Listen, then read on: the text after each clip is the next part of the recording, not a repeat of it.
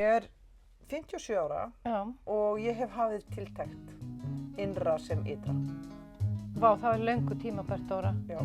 Þú ert alveg í rusli, bara alveg eins og ég. Já. Í þessu podcasti ætlum við að byrja bara á bókaskápunum.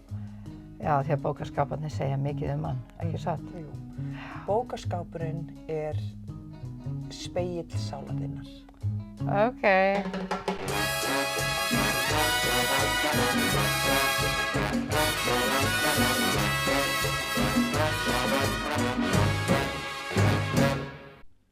Vá, ég er með bólu á hökunni alveg. Veistu það er svo gott að þetta er útvarp, Dóra. Já. Vegna þess að, sko, þá þarftu ekki að misbjóða fólki með þessari bólu á hökunni. En hvað ert þú 56 ára gömul að gera með bólu á hökunni? Ég bara réðst á eitthvað svona kýli sem byrjaði að myndast og var að vona Guð minn, að kæmi hérna kikkið hérna Já, á speilin, en það kom ekki. Kom ekkert veistu út það, úr. Dóra, þetta var Nema svo sár. viðbjóðslegt að ég ætla að við skulum byrja þennan þátt aftur. Og hann byrjar núna. Velkomin í Á ég að Hendinni. Hið bráðskemmtilega Hlaðvarp. Halldór og Steinunar 2025 Jeps. og það verður ekki tala neitt meira hér um bólur Nei. í dag. Ný. Heyrðu, ég vaknaði svona alveg fyrir allar aldir í morgun eins og ég geri stundum. Þú veist, og þá er ég alveg svona glaðvöknuð og svo ótrúlega pirrandi að því klukkan var bara, þú veist, 10 mínútur yfir 6. Skilurðu, og svona þetta svarta myrkur sem er úti og einhvern veginn og ég fann bara, þú veist, að ég átti ekkert leið inn í svefnin aftur og það er svo pirrandi og ég fór svona doomskrolla til þess að reyna að svæfa mig og þá rakst ég á ljóð á spænsku sem að ég barðist í gegnum að því ég er ekkert sérstaklega góð í spænsku en ég get samt lesið hana mér til gagns og það var eitthvað við þetta ljóð sem að mér varst alveg talaði sérstaklega til mín og fyrir þetta og þetta ljóð er eftir einhvern mann sem heitir Alejandro Jodorowsky og ég þurfti náttúrulega að googla hann. Já, en þetta hljómar eins og, Jodorowsky, er það spænskt nafn? Nei, hann er sem sagt franskur Chilebúi, átti sem sagt kominn á úkraínskum gyðingum og er alveg stórmerkilegur leikhúsmaður og kvikmyndagerðarmaður og var með Marcel Marceau í París og hann er fæddur sko 1920. Já. Skilur, en er ennþá lifandi og býr í Chile. Vá, og hefur gert 105 ára gamall. Eða eitthvað. Já. Eða það getur vel verið að hann sé dáinn, allavega sá ég ekki að hann væri dáinn. Ok. Vá, er hann þá 105 ára? Ef hann er fæddur 1920. Kannski er hann fæddur seinna. Ég man það ekki. Við getum googlað það eftir. Já. Alltént. Hann er svona, hefur búið til einhverja rosalega frægar kultbíómyndir sem ég hafði enga þeirra heyrt nefnda og ég hugsaði bara, vá, hvað ég er illa að mér, ég veit ekkert um hennar mann og hann, þú veist, tók þátt í einhverjum svona alveg svona ótrúlegum leiksýningum í Evrópu, þú veist, 60, 70, 80, eitthvað svona. Okay. En þetta ljóð heitir sem sagt Amor Adulto, sem sagt hinn fullorðna ást. Já, Amor Adulto. Já, adult. Já, hinn fullorðna og þetta er svona í hrárri þýðingu mér, af því að bara inntakið einhvern veginn talaði til mín og kannski getum við eitthvað spjallað um þetta. Fullvaxta ást er hvorki sótt né fundin. Hún er ekki keypt. Og hún verður ekki sigruð. Fullorðin ást vex og dafnar í hjörtum tveggja sem eru vakandi og reiðubúin. Þá verður til stund galdranna. Tvær fullburða manneskjur hittast ekki af þörf, koma ekki saman til að fylla lausar stöður, koma ekki í annars stað, skipa ekki rúm þeirra sem voru áður. Tvær tilbúnar sálir horfa hvor á aðra af virðingu og segja: þú með þér og svo með mér. ég með mér og svo með þér. En fín. Já, finnst þið ekki alltaf fínt? Þetta alveg bara það sem þetta sko. Já, sko... Þetta það sem maður að læra hérna á sextugsaldri í lífinu. Já, nákvæmlega, sko. Þetta, þú veist, ástin sigrar, sko.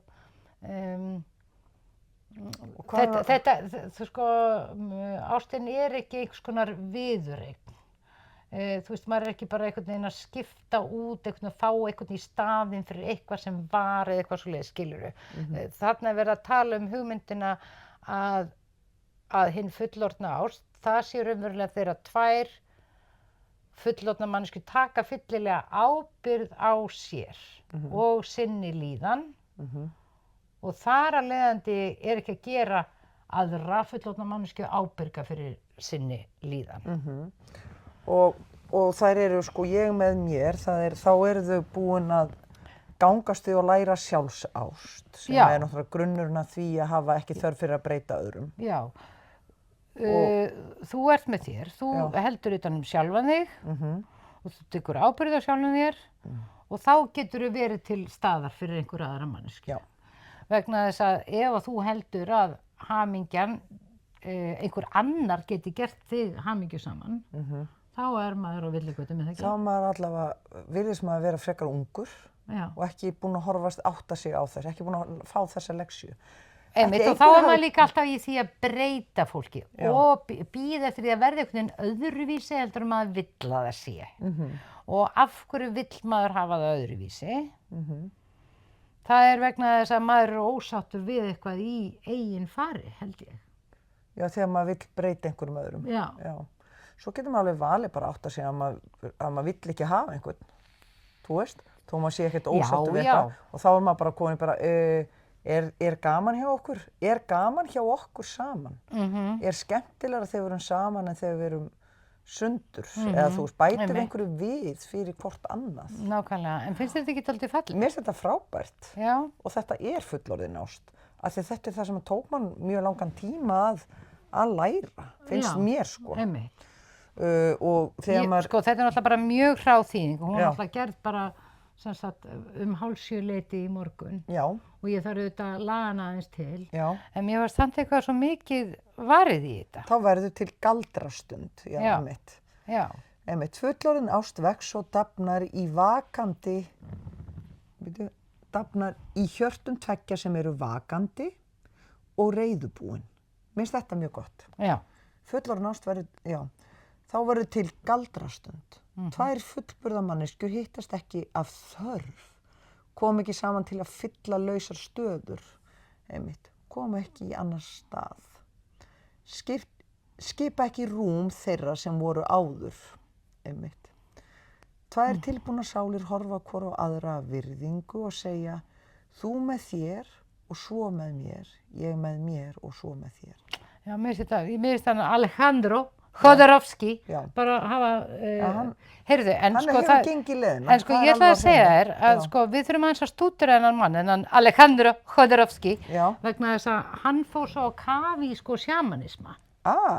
Og svona spiritualisman. Nei, ég bara las þetta á einhverju, bara, þú veist, bara hendi mér í gegnum eitthvað hann á Wikipedia. Þá sá ég það að hann sérst á kafi í sjamanisma og spiritualisma og hefur mér þess að verða svona eitthvað að kenna og vinna í því svona andlegum fræðum og sonurinn hans líka og mér finnst að þeir feðgar séu eitthvað sem við þurfum að kynna okkur nánar. Ok. Þannig að sonurinn hans líka, ok, ég að reyna að googla hérna meðan þú ert að tala og ég þykist hlusta á þig. Já, það svona gaman að sjá hvernig, nú veit ég hvernig börnunum þínum líður. Já, þegar þú ert að googla eitthvað, þegar ég... Já, þegar þú til með þú varst þarna í seinasta þætti að tala fyrir þú flautar og ert raunverulega ekkert að starfa svona þykist vera með. Yes. En ég hérna með Alejandro, paste, leita. Já. Þetta er svona, þú sér þetta er svona leikhústýpa. Já. Hann er svona, þú veist, ég myndi segja að hann væri Arnar Jónsson þegar Chile búa. Já, hann lítur þannig út. Já. Hann er líka vasperi eins og Arnar Jónsson. Já, Þetta kannski bara hliðar Hann fæddur 1929, þannig að hann ekki orðinn 100 ára. Nei, ok, hann sem sagt bara á tíræðisaldri. Já. Þurfum við kannski að fara að heimsækja þennan mann? Já, það getur verið gaman. Ég var alveg til í að fara til, býr hann í... Chile, hann býr í Chile.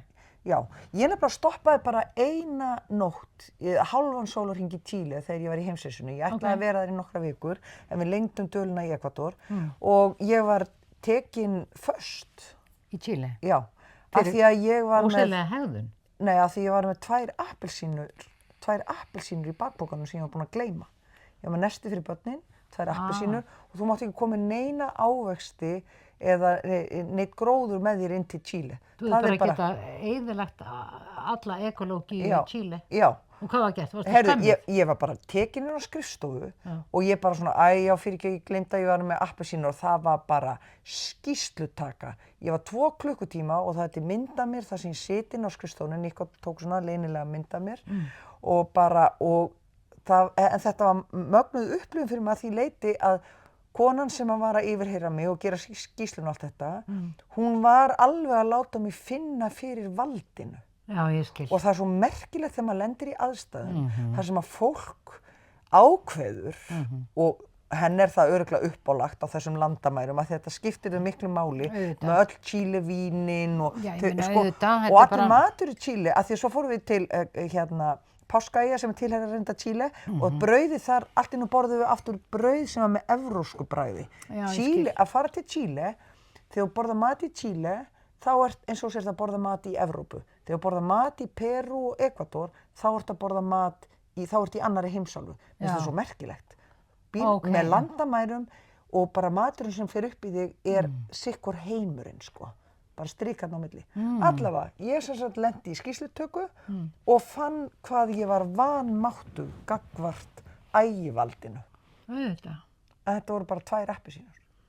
Skilurðu? Já. Og það var ennþá verra að finna hvað hún var bara, ef ég ætla að grína, hún bara Það var ekki pláss fyrir neitt grín þarna. Nei. Þannig að ég hef komið til Chile, en ég alveg til að fara til Chile aftur. Og við myndum þá geta farið og heimsótt hann Alejandro? Já. Heyriði suðið. Ég semst í Icelandair-flugvél á leiðinni til útlanda. Líður mér vel? Já, mjög vel. Af hverju?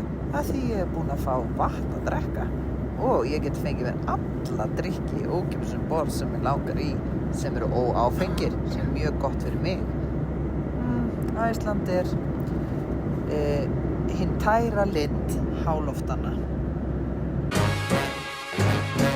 Ég elska grænmetisúrvalið í Hagkaup. Já, það geggjað. Og ef maður langar í ykkur svona exotíska ávexti eða grænmeti, þá fær maður það þar. Já. Það þannig. Þannig að allt í tengslum við veislur eða þú átt von á einhverju sérstöku, það alltaf Hagkaup. Já, en hann stytti mér stundunar í morgun og með þessu ljóði og ég fór að hugsa mikið þetta, ástir fullorðinna. Já, einmitt. Og hvernig ræktar fólk ástina í fullorðinslífinu? Já, og hvað ætti maður að vera búin að læra ef maður búin að læra eitthvað í lífinu?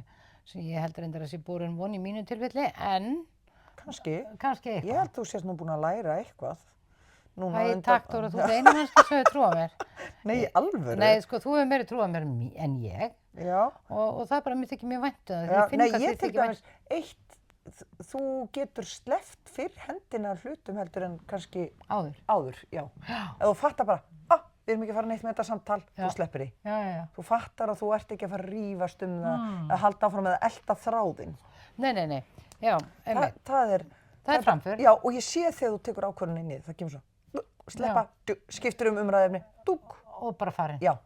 Einmitt. Það er rosa gott. En þú ert, þessi þáttur heitir Á ég að hendinni og þetta er mjög svona virtur, veistu þetta, þetta er eiginlega á eftir Kiljunni virtasti bókmenntaþáttur landsins. Já. Ég myndi segja það.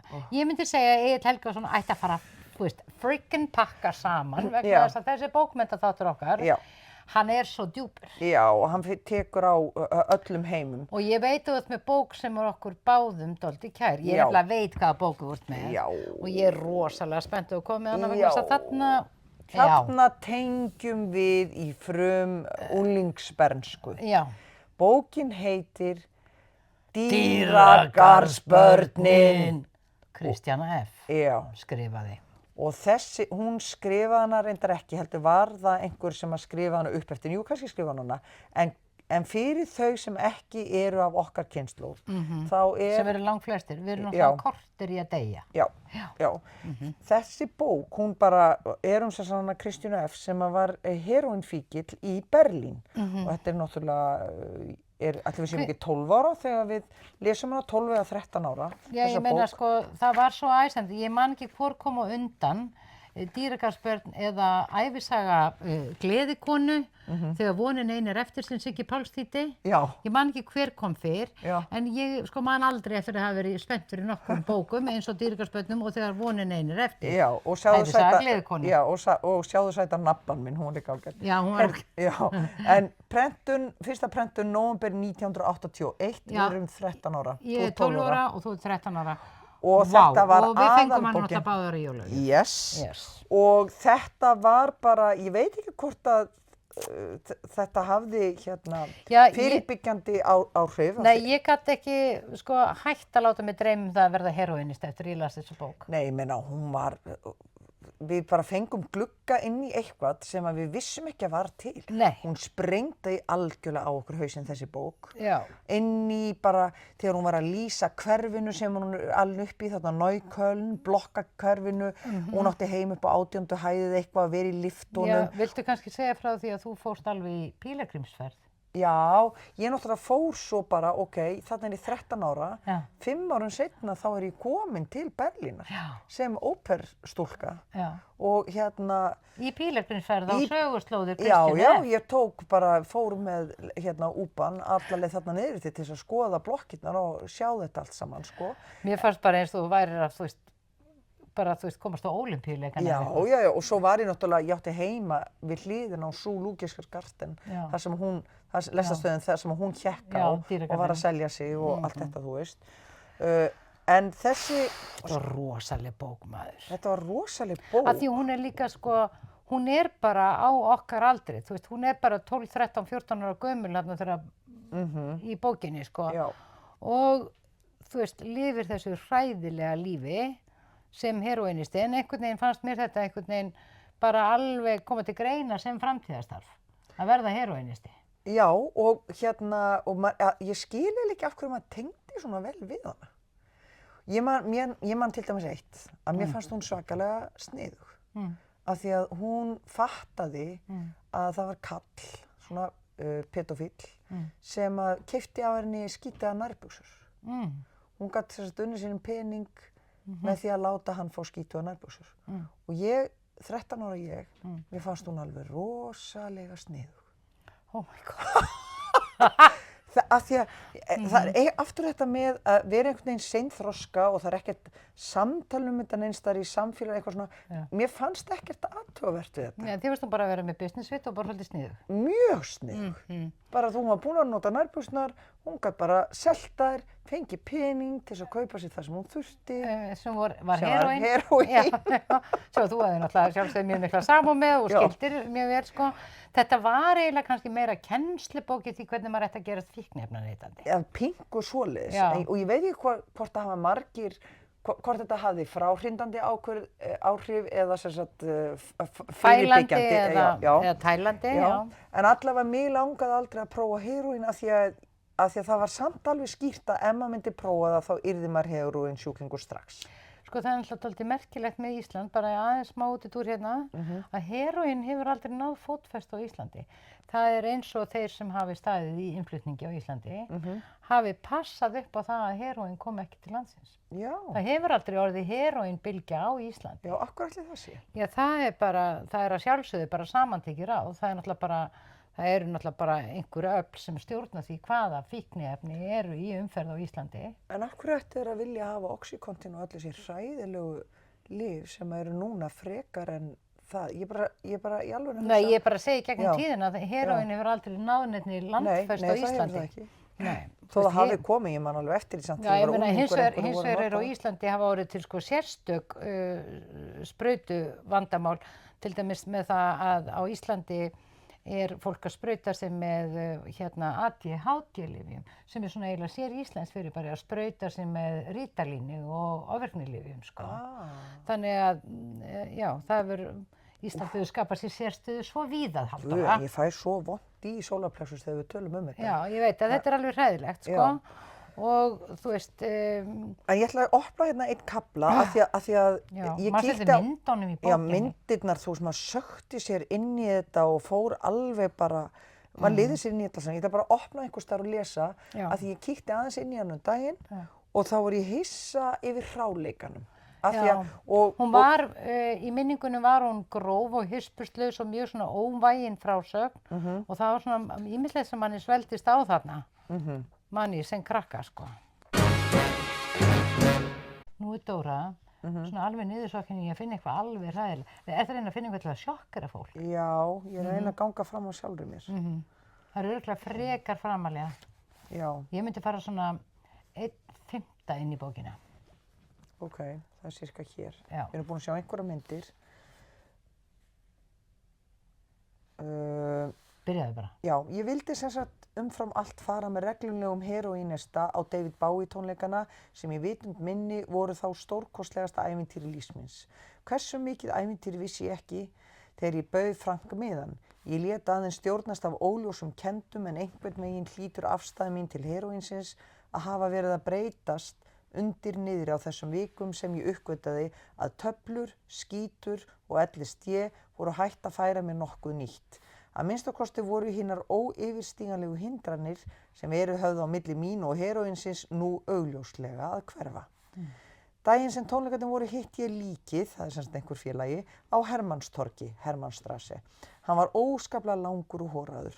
Það hafði mér aldrei fundist fallegt og ég sagði honum það.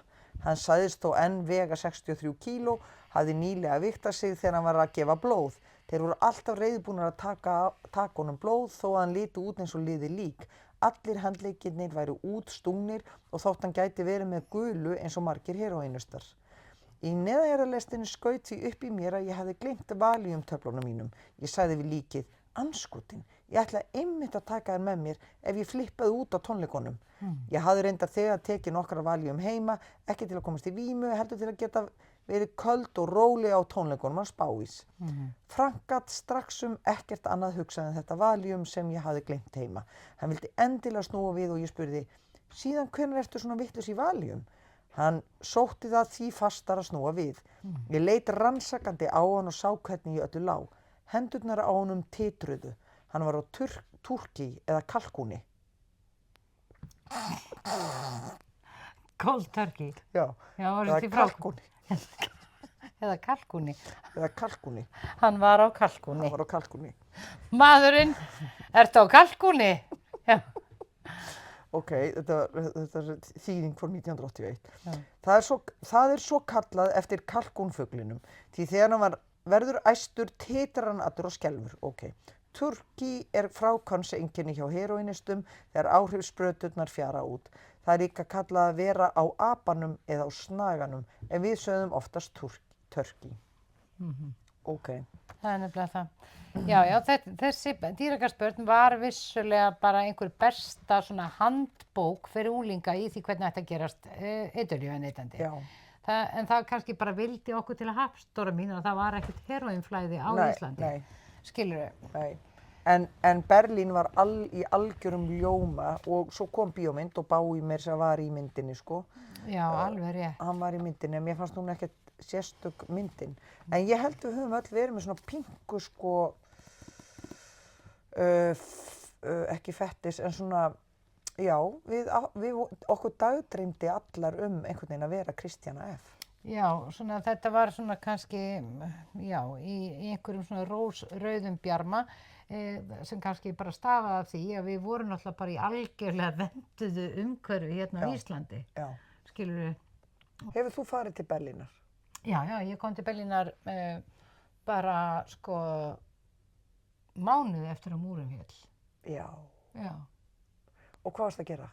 Ég var þar með mömmu í heimsókn. Aha, og var það tilviljun að þið mættu? Nei, við ákváðum að fara þangað, við fórum til þess að fara í leikhús, fórum saman og vorum í heila viku í Berlín og fórum í leikhús, eða sáum reyndar ekki mikið leikhús, sáum bara óperusýningar.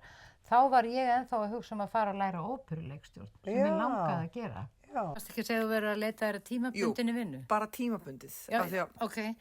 Ef þú ætti að leita einhverju sem bara tímabundið, þá ferðu þetta bara inn á Alfreð. Já. Sérðu, tímabundið starf fulltrúa í tjónadeild. Heyrðu, öll þessi eru tímabundin. Já. Maður sjá, forfallakennari. Já, það er... Hérna er eitthvað fyrir mig. Þrif og umsjón, tækja. Ég meina, Alfreð er bara með þetta allt saman. Bara, ertu að leita að einhverju tímabundnu eða til langtíma? Alfreð. Ég sá sko eina óperusýningu þegar ég var í Berlín. Já. Óperstúlka. Siegfried Wagners. Já, vá. Og ég svaf á henni. Veistu, það er hvergi betra. Aftur segi ég er bara mjög seinþroska. En það er náttúrulega hvergi betra að sofa henni í leikhúsi. Nei, og óperum alveg sérstaklega. Þegar þú talar um Wagner, þá sá ég sýningu í Los Angeles. Þá var Kristinn Sigmundsson að syngja kónginn í Tristan og Ísold. Og Tristan og Ísold voru bæði í góðum holdum, bara svo það sé sagt. Og á miðjusviðinu var svona upphallandi rampur sem hækkaði sem sagt inn í sviðsbotnin. Og þegar að Siegfried deyr, þá kom tenorinn rúllandi niður rampinn og hann var í svona einhvers konar síðum svona kubli. Nema það að kublinn vafðist utan tenorinn þar sem hann valt niður þennan ramp og niður fremst á sviðið og einhvern veginn rúllaðist búningurinn upp hann og í ljós komu ljósbleikar aðhaldsnærbuxur. Þetta var svo fyndið, Dóra. Og þetta var svo einhvern veginn ankannlegt og skrítið. Þetta er auðvitað bara slys. Já. Þú veist, við erum leikarar, við hefum nú lent í ýmsu inn á leiksviði. Ég meina, þú veist, það hefur sprungið utan á mig kjóll í miðju dansatriði, sko. Í hvað? Þegar ég var að leika ég man ekki einhverjum söngleik og ég var ófríska bríeti. Ég pissa í mig inn á